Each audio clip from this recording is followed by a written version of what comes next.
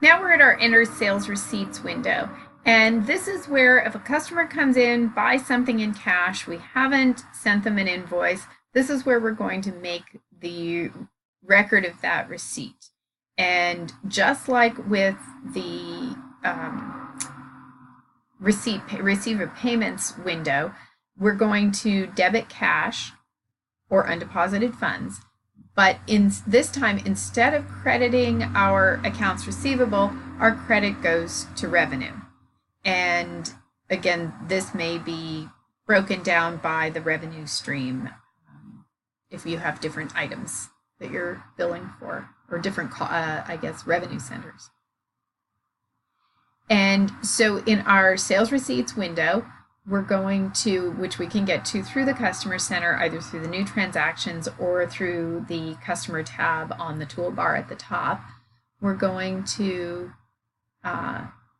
click on the customer and from the drop down, and then enter the relevant information here. And so we will hop over and do that. Okay, so just for fun this time, I'll go this way and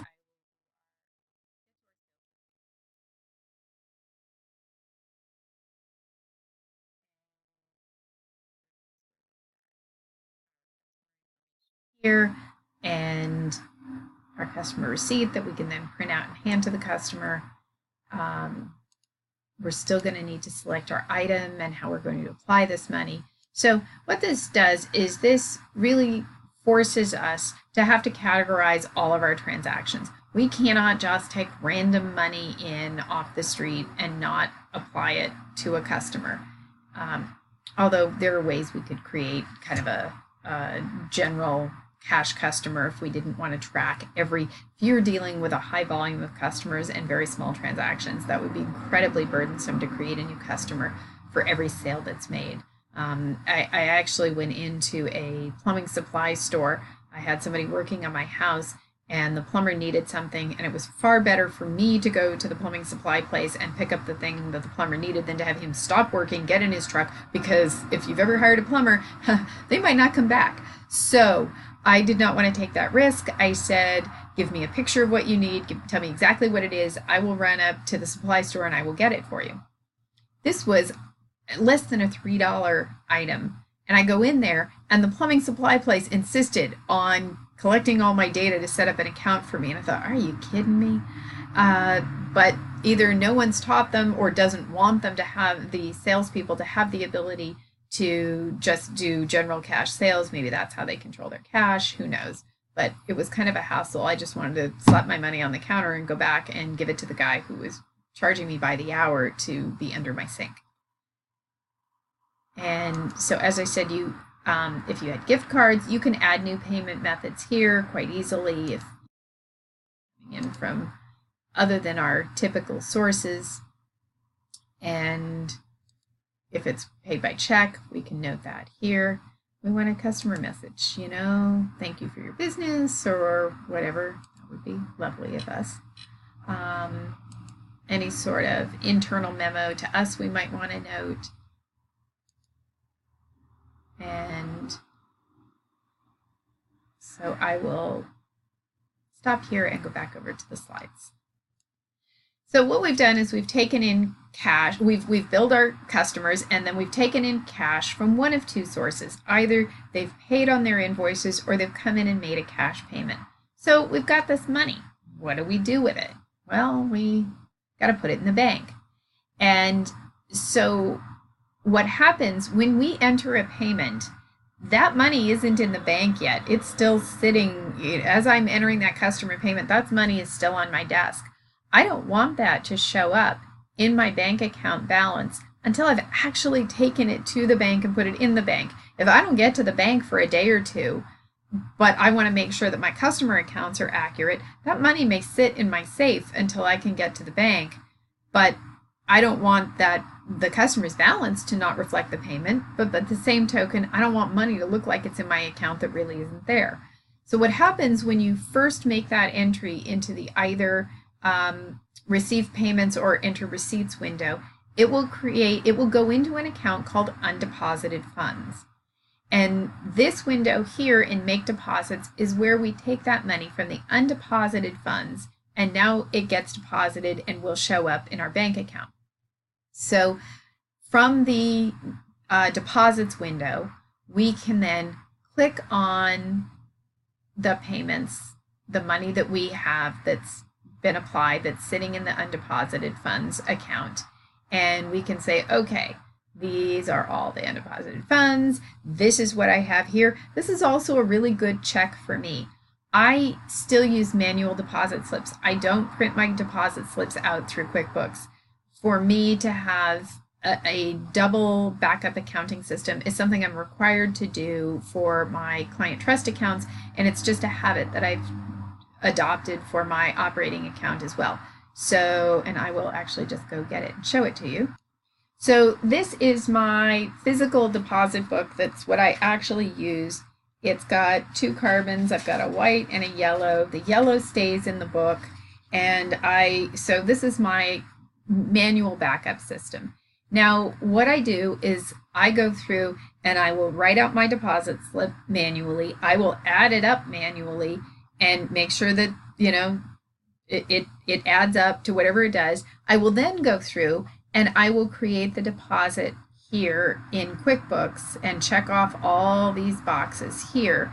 And then as I get to it, you know, once I've checked off what I believe is the full deposit, I compare this payment subtotal at the bottom of the Make Deposits window with what is written in the total that I've added up manually. And those numbers better agree. And if they don't agree, then I've got to go back and figure out where I'm off. Did I transpose a number when I wrote down the deposit on the deposit slip? Did I make a mistake when I entered all of the information here? Is there a deposit here that somehow I don't have the check for and I didn't write it on here? So there are all kinds of places I start looking if these numbers don't agree. The easiest of which sometimes is I just inadvertently didn't check one of those boxes. So sometimes I'll go back first and look and go, whoops, forgot to check one of the boxes. Or I clicked on it and for some reason it just didn't check and I thought it did and I moved on to the next one. So that's traditionally the problem I run into. Just so you understand from a behind the scenes standpoint, what's now happening from a debits and credits point of view with this undeposited funds account. So this is how our undeposited funds debits and credits entries looked at the point that the money came into us. It went into undeposited funds. Now, if we didn't want it to show up that way, we would have to go in and change the default accounts that QuickBooks sets up for us so that it doesn't create that. But I think this is a good practice. So if you're going to change it, you need to have a really good reason why you're changing it.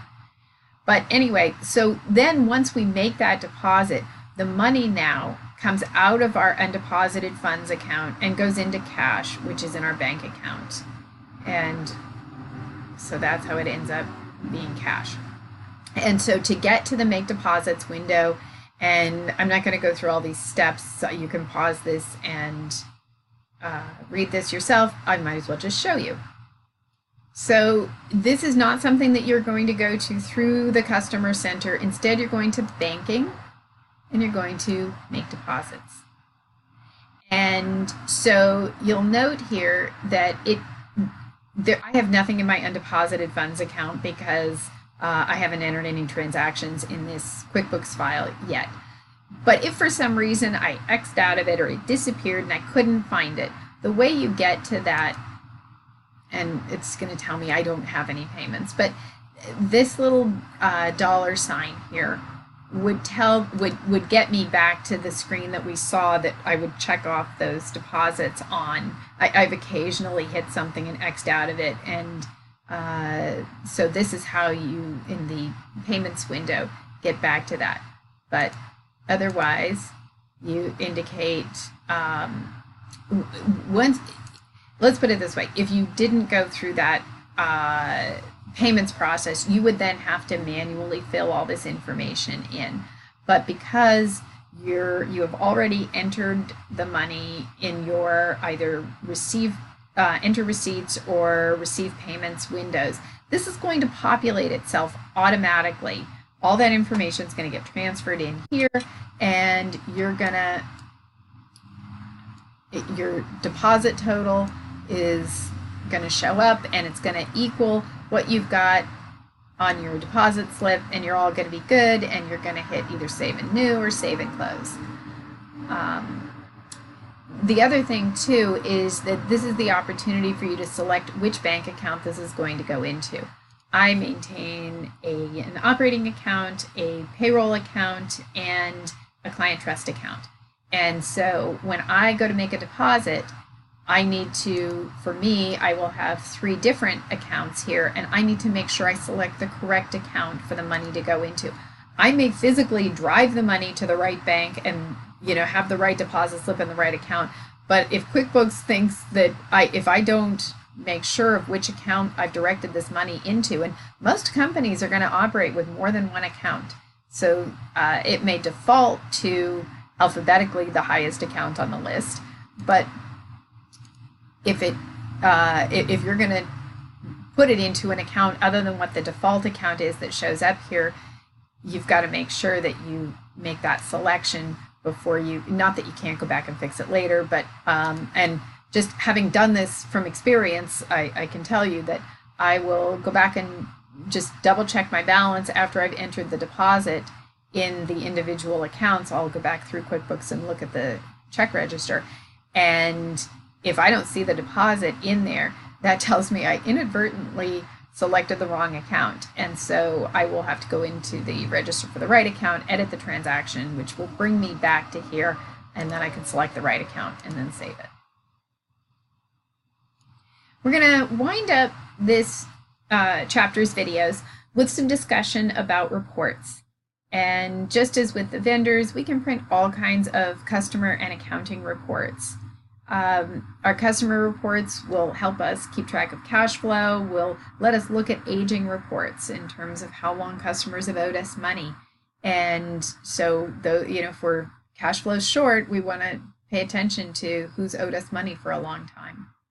And so we can have an open invoices report that we generate, which we can customize, we can filter, we can memorize if we want to set certain parameters, save those, and have those, be able to use those automatically on future reports, which is a handy feature.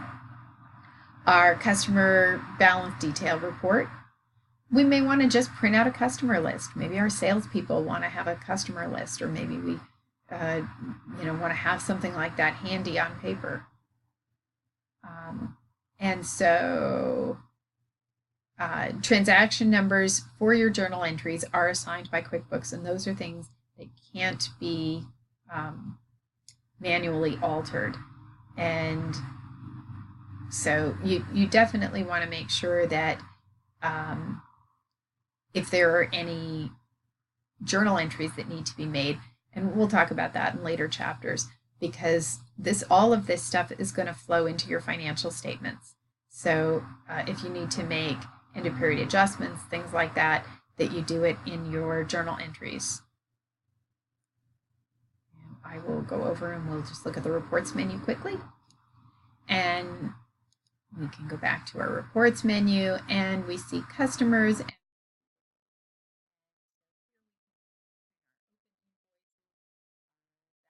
Customer balances either in a summary format or a detail format. An aging in detail or summary. We can print our contact list. We wanted to print an item price list. We could do that there. And so I'll just click on one of these for sport.